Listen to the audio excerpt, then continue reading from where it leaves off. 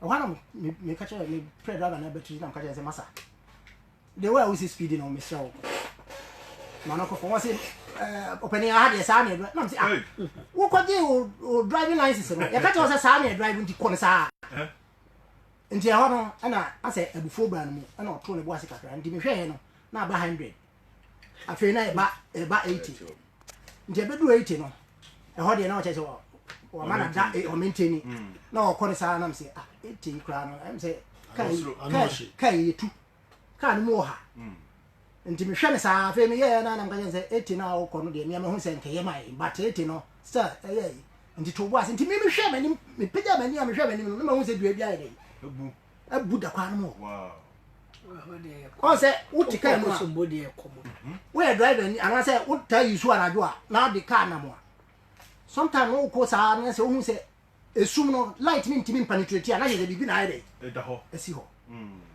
ndi wa no ka che to bo ase ye ni munye ndi akọ be say 10 feet pepe de hu na say dua bia ide abu da ho ha no find na say wo Sanka di 120 neighbor definitely ke nyine be dey wow afi panimu bi ti akire no say opani sa o hasa no kaka no na say wo trem aka say me ntimo ma wu ka fate me so enti trem aka enti drivers no the way o mi na me use VIP me tralinda do me ko no tralinda do a wo be fro before baby a coach ni be wu ye no bridge no wo tra bridge na ka wu ya o say empempro bi gira so yeah medical no kwa nti mi do anadu be tu na me hu say light bi a free be ponachi ho no ho be po bi wo fro na say wo ko nyinasin junction me hu say light ye pro the way light ni si ba no den am say no car ba ko light nti mi intro say e kwa na co pigment ni say masa mi co pigment ni say me hwese tanka mienu hey chaza won ye wan consider say light bi so free da ni mu ba o enka de o ba no why mistake now or you overtaking and can me light ni true and said me hu ni nyansa say light ni nyi kan say ono chu hu say light bi so ba banti me train masa mi kon china bi jira ho na mi jira ho de mi hu ya ni say cheto wan ka say wo hu ka akra kan ya you know say mine na no timachi no nai wo tunso hu nyina say bi previous oi me na make a when you anta say ojira ka no sa na ikodu akra che say some of things bi wo ho a offer drivers no ya na nim the way I almost na on ya ka say obi wa experience anya experience na ne say you wa kwa bana ko obi overtake no overtake no experience ne say me hu sa bi yi anadwo na ma hu say no car ba ko kan ya because me dey no am dey kro no e damile mu so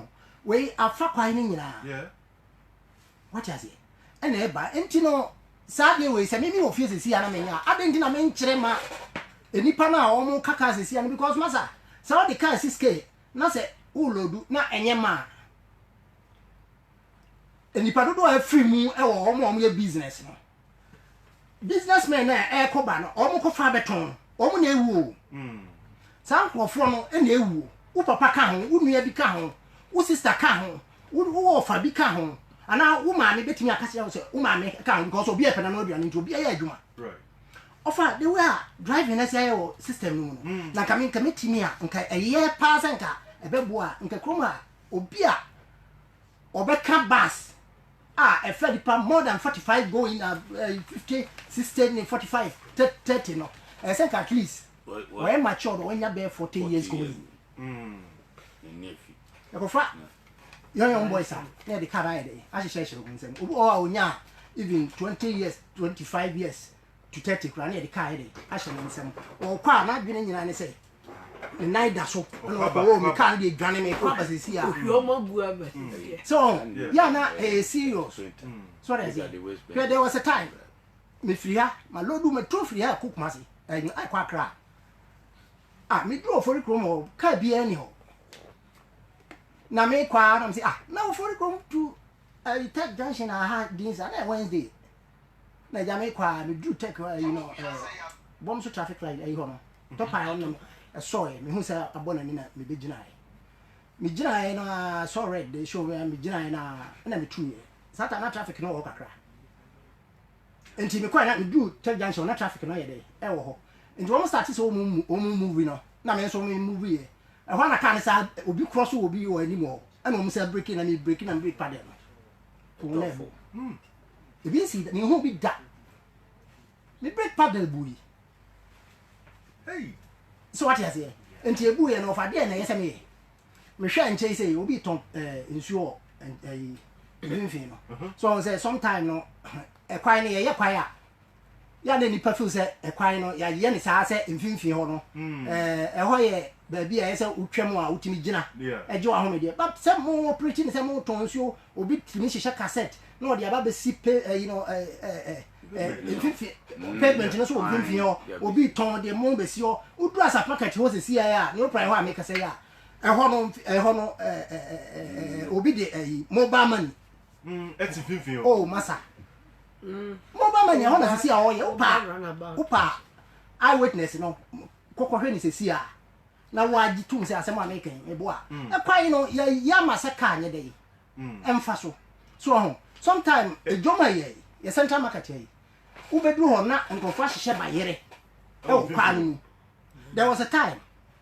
okay say ka bi free etisai Roman hell ka bi tisai okum nkrofo Roman hell obeka ya na ma omoye no one way so from here to Kejitia roundabout so no park no ba bia ni waka aye so gina ba bia ni o tika no ma yeso okosa ntika ni gina na police ni hu wa o ma nsa so che se kroma de close for no ba on be pesca we are there encounter break crowd no bu ye no enti ni ye ma de se ne se ka no be call ni me de ene ye se me stop me breaking engine no so what I say because me nko akiri na ade e bo a me ne se na nke ye highway no so me koko free kono no ho ko no ba bi na nke bu ya nka asemsi na ade a ewiase bibia no time bia me gira car no mu me lodu wi a me gira car no mu na ma bompa ye de o ehye car no mu nyina hye onyankopon sa me ka kire om da bia sa ono ankasa bompa ye ma no ho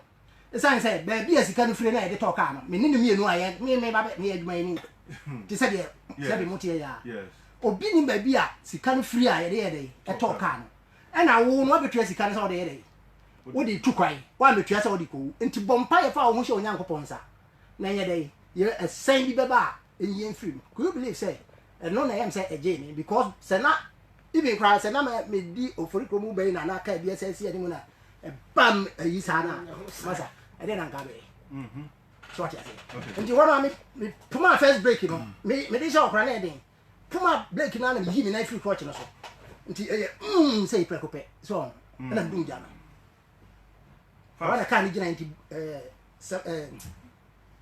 cement car bi kia lesi wo dey ball to say the car na say na me share no eyi ko car ai kia meto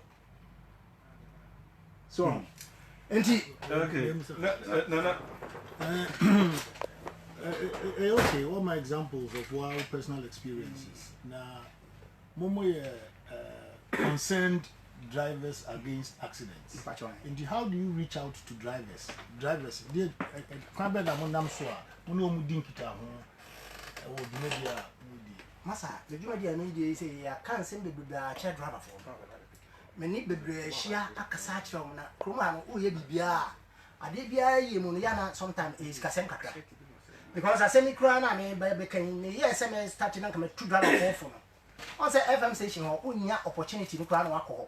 Ena wone drivers ne kasa wa bontia the way I say nka esi tire e ma obi aye de etie no ma faka mtimi faka last time say ni kokonongo na mchom say e kwan no ba bia na say de ya o msi giregira no ka bi wo ho a eso road wo hwe Burkina forecast ya e be ya wo say konongo omo ayi sa markets nkitikiti masa wo ye ya no de abewura wani wo ye ya no de abewura enti say car no break na say container na esiso no pa wo hwa e de na de bedwa so enema bi a mitimi na ntimi kakra bisa one man show na we na enye one man show but don't say me ka say boys na ye wo omo odium ho no me ne omo tima apa omo nyina timi ko and ba ko especially guy ba ko say friend eno echa o me say o timi na ya twere ne ka da chi eno echa ente sa no ma me de nti wo motimi ye church nkofo de make ka kan yira so wo because so me nkwa me ntimi emfa into me ho se me ye na enduru ba bia nso because upa na akoka nipa na aka che no ko kan jire ni nua se me ba ya me bisa ohawa wo mo efam o ma che no o mo secretary me ko no o se me de me secretary bia me ni dia o prehwe me be accident no dia ya me ko so mo on say baby wo ha point bi wo ha ense nka police for kura gina ho ye moto check okay sure okay what you say fine hwe me be se see keme fo gina ekwa yi ni ya ni ekwa ya free ha ya ko ayi baby ayi fo no gina e car ne sisi no ambulance ne sisi masa traffic bi pa me hunu from ha ekwesi ona me do ona me see for no me no raba no nko na me pese me de mani e hwa de front ya mana de e basa me do ono ana me frɛ cruise bi mo sɛ ɔti we da akɔ ticket a na ɔde akɔma driver no agiska ɔtu ana me frɛ ba akɔ na mbisa nsɛ me pa kyɛw aha ɛde na mo yɛ na ɔsi yɛ ticket ama driver for na me sɛ die ticket na ɔsi an obi wɔ hɔ nwura buo no mu nkɔyɛ nkɔlɔdu ni ade ade nti yɛ ticket na me sɛ basa hwɛ wɔ kyire hɔ on traffic ama jam ne wa sɛ driver ni ba ko gyina sɛ driver ni ba ko gyina ɛkwan mu ha police ni ne pagya ne sɛ obstruction on de mo ye wa se se wan ma mo tumi se mo megina kwa mu na mo ntiti ayi no o ka kire me se kemi boss na me se kemi boss na soma mo o se mo megina kwa mu ha na mo ntiti ticket ana o se ai na so okay fine so wan na soma mo dia mo de mo ye mo duma me ko na kire mo bete ho ase ana me de ye de me di ja o mo wonim se me free ho a ana se wo mo so free ho really oh and now let us say what was the traffic ba ko kraba one was no traffic. Who do for how see from this area? Traffic. Let's go. Illegally. And in me, John, boy, I drive any back home. Maybe say, you know, I drive any back home. I say, hey, none of the other and go for ya no. Hey, and I'm say, and go for me. I say, go for me. Drive to take it. And I'm oh my back home. I say, Papa, no, you know, and I go question on my mom. Massa, so one can't, Mammy man can't, or mine, best say. So what you say? Sapani wuti kemu na car echo na wa wo hwe the way a car na si kom wan kasa wuti hwe sometimes ba fro car otuka na okwa bo car na yesi we passenger na timo yesi osi car kwa se de to ne pako yesi osi because time no a ehim na nye sprinter me more experience about it yeah that's it na you know our experiences with me share so okay you know we are driver me major concern the impact we make on the society so the drivers no eti asemo amoka any yeah on the year juma what can simply if it is no car highway so say omo negotiate bends say there won't see use accelerator me observation am my here me say drivers ni omunti driving us omunim the use of second gear so use manual gear Ghana you can gear gear so who negotiate curve who slow down make sure say we slow down now the second gear because the vehicle is still in motion Inti say ko next was second gear wosan accelerator is simple drivers are VIP when you metremu de bia observe them me who say okwa brochi any first thing be fail driving test who slow down vehicle nyina and come to a complete stop no I was say ba second gear I say wo kwa otia so na apike omunim here it throws up the question say driving licenses Omuko test for him here abo. Me busa wo na wo ye. Test na omuko. Ha wo busa me no. On say before say obi be ba be ka car no. No akọ DVLA akọje ne licenses. But nipa no ba okuta professional driving license ntimi nka nche say woni ne nya adwuma. Because meaning a rhetorical question. Yes, so what the man making so nti nipa no okuta license and odi aba license ne kire ne say or to me so dey adwuma okay fine adwuma na wo ye no experience na wanya no ye wo station na wo ba mu no wo ba station ho a wo hwe licenses no so wo timi say dia licenses no ko je ene 3 days nti car no a me de ma nipa na akọ sa 3 days licenses na wo de ma no akọ na adwuma Matthias, the person me suggestion be man. Now we should take this on serious. One kasa, who in your submission no, who can say no, but one man, then finally say the professional EM. Okay. Abuchi, would you driving license? Yeah. Now who person who can commercial vehicle? Great. Your friend no, a public carriage vehicle (PCV). Okay. Ubesan akoye eno training aje license. Very good. Say trotro. That's Because public carriage a commercial vehicle. What you driving license? Who nim car? I just have to say so we mechanic. Who could sua engineering no mechanic in here. Now person who specialize in Mercedes. Yeah. I was say who come Mercedes who training. And yet the basics say who nim car can't in one. We are mechanic. We are never send me a fitter. Was me a fitter. Yeah, And every year, every 2 years, almost I call training Mercedes for. And so because oh about the Biamica, who come mechanic beer who say car engine will be kuta hammer. Eddie Bobby Bia Muda. Obagana who call Babia Becubia engine compartment no be kuta hammer. A been see that. Oh, I would remember that Ghana. Bunyama okay. You know where now I think you need more publicity. You need more publicity. Okay, doctor. yeah, just a suggestion. And some no kind of experience tanker, you know, me was that experience. Now you mean we can back as a view for no. Oh yeah. Fear for us anyway. Yeah, because seriously, not friend of the free US.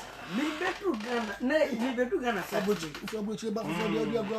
Sunday, Saturday, Sunday, na me birthday. That same Sunday, now send a quack climate. And to me, 2 freak must bear me past about 10:15. And I was driving. Me one and I'm to Bianca. Okay. And tanka you come once a year. U free breku bank kokoro.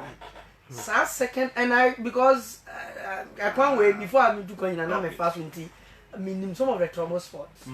So but now make us a can be area or can be a support. Yeah. Say no when you knew.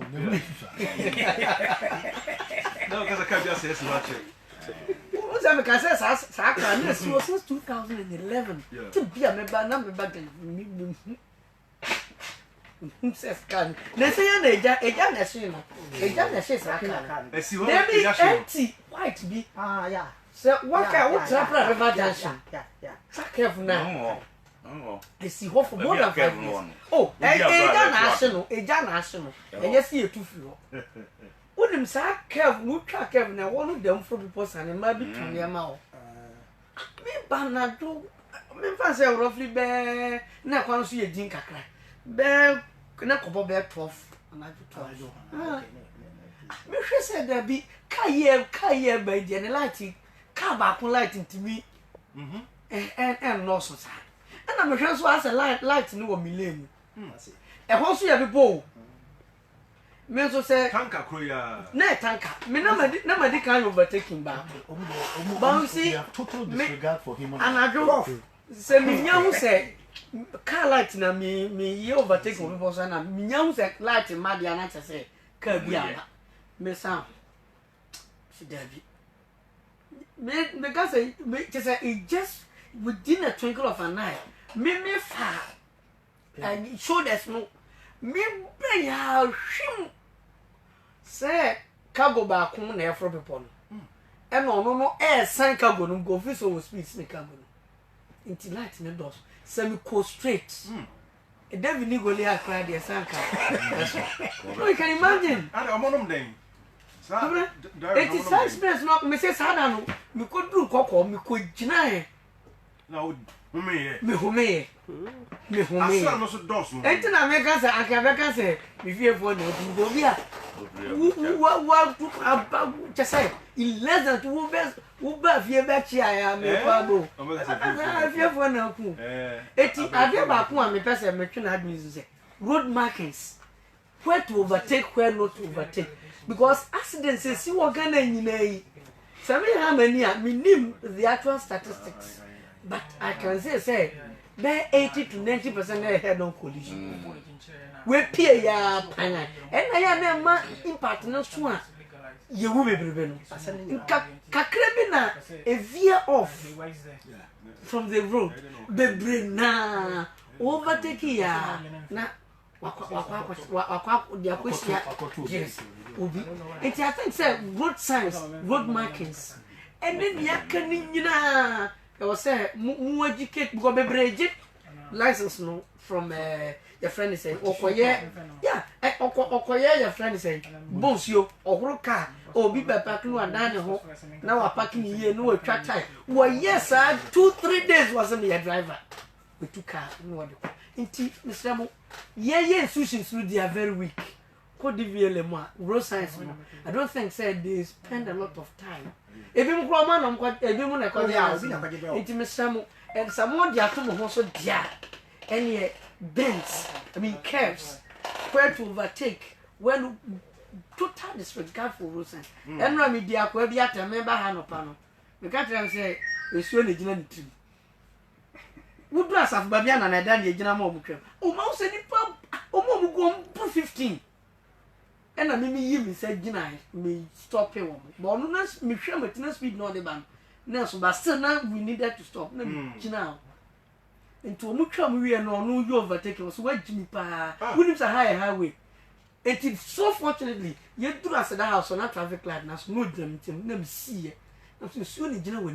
so ni gina utu ada utu na yakube so ni gina utu mo yakube but she say so bi na bontin bi mo we ka tira na say ada utu no yakube ana yakube dia so ni gina broni no say o ye kwan na o say high engineer no say highway no o dim say highway no dey pedestrian crossing etwa mu ase o mo de sanu ku nipa o na ka tira say wo ma fa ka number me do ka be kwa koma na ku say police want to gina me do ya me de memo ma be chu nso na gina otu nye sometimes we do free zone for pedestrians no run about na ya na be be atwa no say no obo ho ana obi de ne car na de nti say the your friend is say wa cross kwan na o pese wo gina be bi ansa no wa hwa twem no ube gina ho a na o twem na ka bo no hwa na aye na poku asema o kan me wa branch bi a wo chese o different view to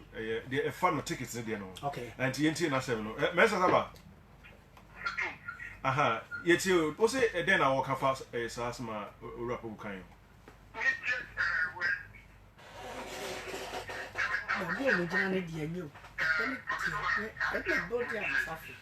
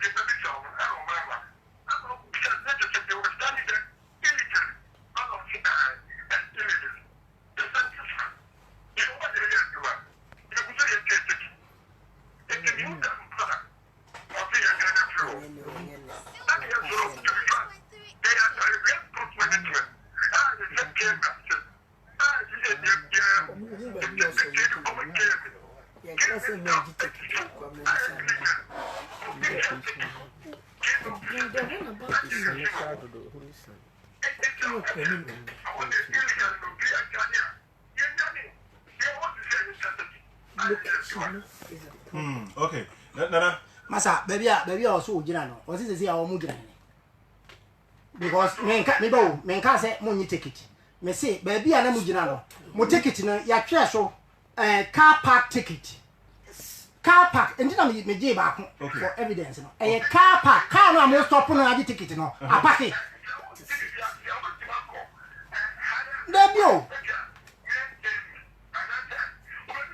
You see the problem.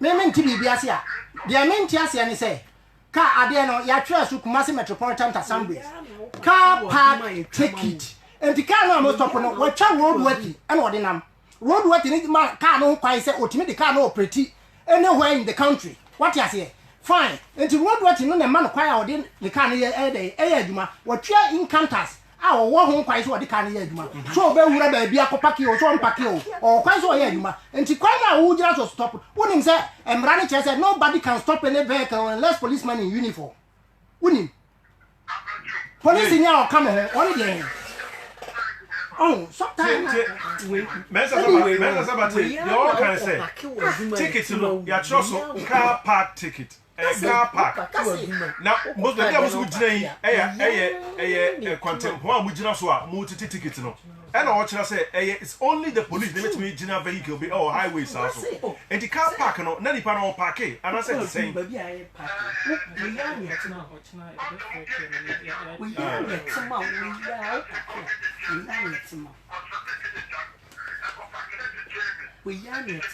okay so why does he pay for that service? Na mensa sabe ma close kemi musisi o close kidetia se musisi enye driver for na car se close sa ana ma close se musisi na o ma sanso aba na mo nwie ya mo san je o car park ticket adan Ticket we business ben ya enti no mbo meba saba kanena o se na o mukojina kedetia o mu park ya na mu twa sa ticket mo mo te se o mu wura mu a o mukojina he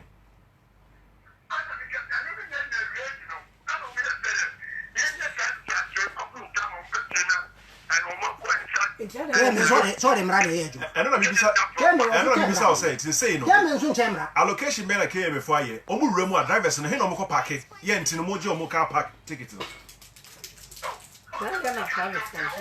because we are so doom we are yet me do here me bisa taxi driver o se doctor bi kwa flow akọ flat ono akọ form obi antika no udu ha na o matwa by force one tua o mpene doctor afre no so o me fa no e bi a o be ye adwuma bi na o ye yi no udu asa ube ka du hansa na akọ flat what you say eso mtwa ma sabai senka a road tour dia ene kieti ase but car park na share dem so no de eno no e twa so yakra because mama se munwie park yi munya nwie ama car se nko park ho say a road tour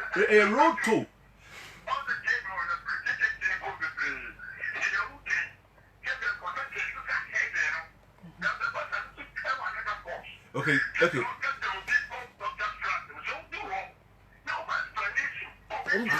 ujina kwa mo na o explain na ata we na kotu wo bebrea wo ye ya na mo de wo na de bi na o tuto no ya beto wo duro ko on beto time enene na nsa ma me bi ka tell me say abobo ya bi duru ho no o e stop wo nyina on to ade nto no so asia ma abobo ya no emu ni hwe wow e si driver na ni na and na me 3 days o mo yi na am say ibi on the ade bi sisi ya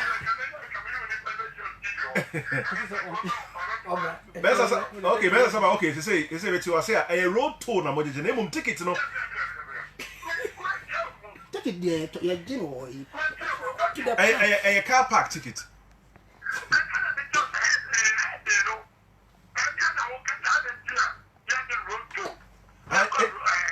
I think person who say a road tour mum na mojeje but enam say ticket no ma print go order dan na mu use no sa na so okay it's a road tour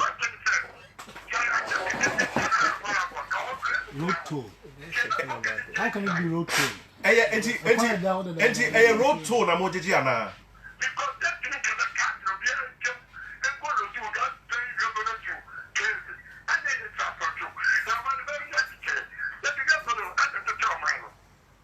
okay enti cars no more designated places are omugina loading na question na obisa no onyi ano saba mi bisa say cars no remu aho mo ba bi wo ho a mo de ma locate am mo say ha de muduru a mutimi gina na say e park wa esi nipa e sanfa nipa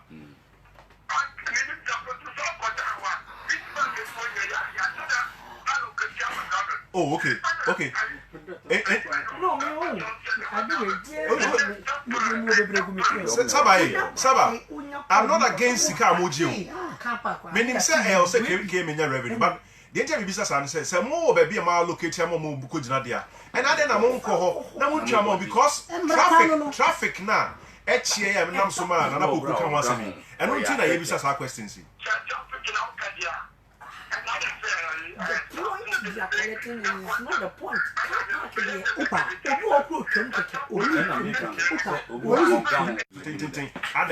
Came before edge, what I say, I'm fair. So I say, Medasi Saba. And on quite as you and your papa as I another point to make.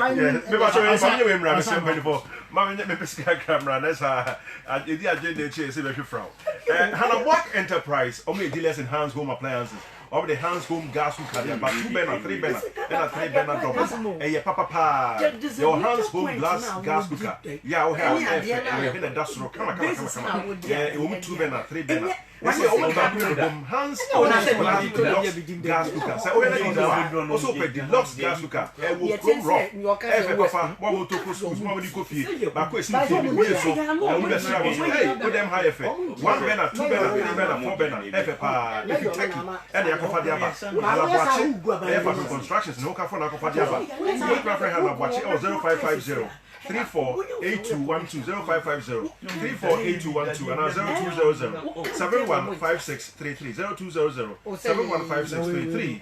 Now, main distributor Prince Martin will possible link friend 0243 7206 0243 7206 36. Now on Sokwajo Udraduma old HFC bank no a dino a free trade equina.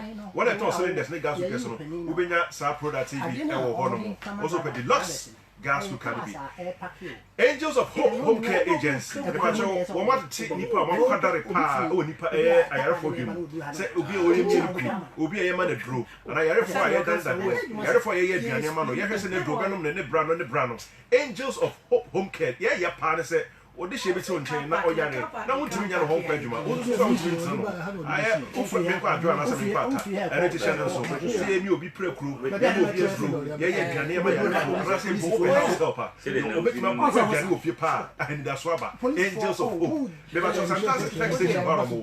Where from 0546 996 171 0546 996 171 and 0500 6283 529 0500 6283 529. Now, also anyone encoding and Mako Herbal Center. Umundo na mekan for the amount. Mako Herbal Center. Eddie Mako ST Mechamba. Mako ST Meche. Set Bema Yamro Pem. For now, be an assistant Yapa. We didn't want you one word. Trobia and Co. Mako ST Meche will last stop. About Papa. 2 minutes, 2 minutes. Never know one channel, so 2 minutes in now. I say to what you might be. I'm a VIA and Kanika. Mako ST Mecha. Your Mako TF Mechan so. TF Mechan say typhoid and that's malaria and jaundice. One of them, you know, when you know that, but your way I'm addiction. I was sorry, or John when Mako TF Mecha Buawati. So, what come Mako ST Mecha Mako TF Mecha Buma, and then we are deep piano. It was here. Syphilis, gonorrhea, would be one and get away. So, the farmer back to my way that you are. Angelos Heba, when you be Fred Men's, when you be Samson, I promise Heba, a doom when you be Misty Heba, Colina Heba, Apidan Heba, Blazer Rupa, Danny Heba, and a salmon cool, and so qua, Ubena, Sa, and Noemiu, Ebio, Conamona, Chico Heba, and also Colina Asapo, or was a smart Heba, Dunquan, so Terry Heba, 0249 481 628, 0249 481 628, and 0245 433 303, 0245 433 303, Namibia, and Costa Kama. Okay. Elder Beckham, and Rami observation be me for if the whole EDBC. In fact, you drew one farm, a Jumabu Sanani. You drew Dunkirk. Okay. Dunkirk, and I would deny and I'll see on Connie. Now, we say if we don't care, because now we head towards Kilitia. I'm a partner, that traffic will Obi or the Sa Aboboya, who said, and meat and mono fresh apaki or sumba or no ontimini sunti baby are oncoming traffic a horn or namo overfoul it will be said oh fioko no oba catch what the free don't care hosa na one way only traffic so and when the police in ground on policy for until America we are man talk the don't have to Kwabra me on say time go but young guy say abeshia papers you are graphic page 24 and there or say stakeholders deliberate on road safety every day deliberate on road safety or say stakeholders in road safety in West Africa have began deliberations at the 9th annual general meeting of the West African Road Safety Organization. The 4-day event, which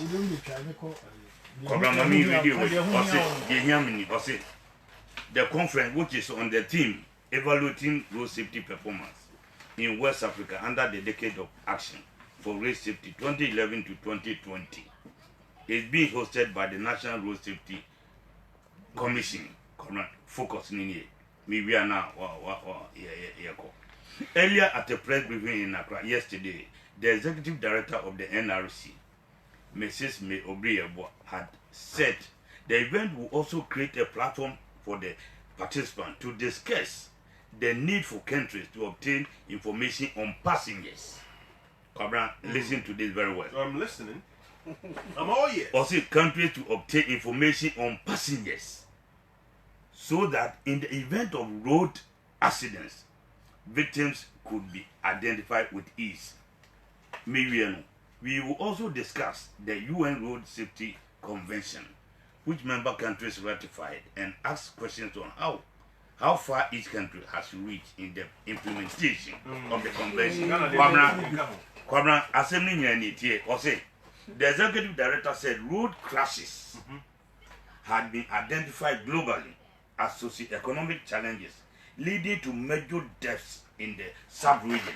My question is, Kwabra, okay, what can be viewed? Or say, entietna can so be identified passengers in Nama against here, accident is here, Yahoo Nipania before Marco. Is that the only duty? I have a minimum of yes, accident, and you say Nipan could do safely. Let me repeat it, Cora, and let people listen. Was it to discuss the need for the countries to obtain information on passengers, so that in the event of road accidents, victims could be identified with ease. Maybe very painful. Unim road safety on office. Police station. How many? And someone here came and someone here came how many workshops? How many drivers? The first agreement is about driver need or whoever owns a vehicle. I will bet to save what? Lives. Yes, a person go for now.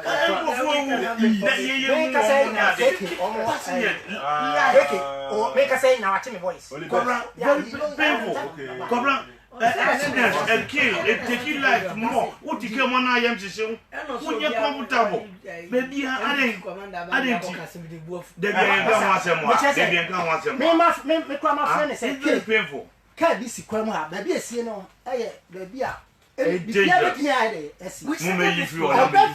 Commander no water area not friend of massa. I do have a comebano.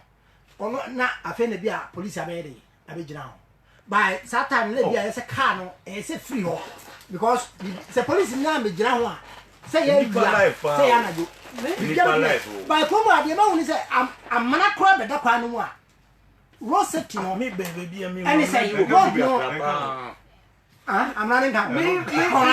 Yeah, we did run about this way. Did run about this way. All I'm maybe one more time. If you have the wool, can't go cross of what cement or a on the pavement about what you and Jeffrey and you all and a dance are Casa Cassina for Massa, almost sham and Nipa be woo, and that's be more. Na TV station ye metwa ansa na mpanimfo na hu se na poku asem ni nyina na elder. The person a fuma is a nippon movie. Near one year, identified. It's very bad. It's very bad. Can you workshop? Yeah, in fact, the way you pay work on who said there be a kind of driving the two driving the different. And then there's all lower the speed. Brassing. Okay, Solumax and Wellness. Solumax and Wellness. Woman, Neso, and say, I didn't know.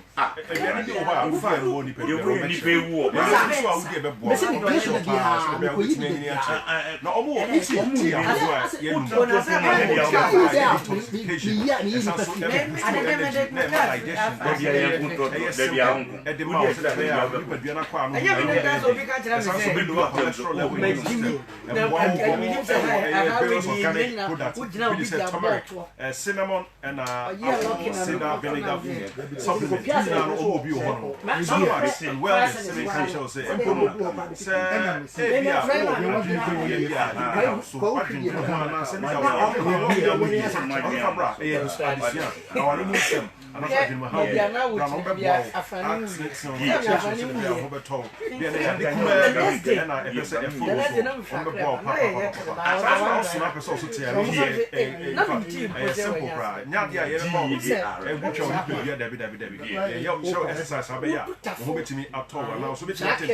Solumax and Wellness. Article Junction. Pharmacy. 0244 684 078 0244 684 078 and 020 502 153 020 502 153. Okay, you see here.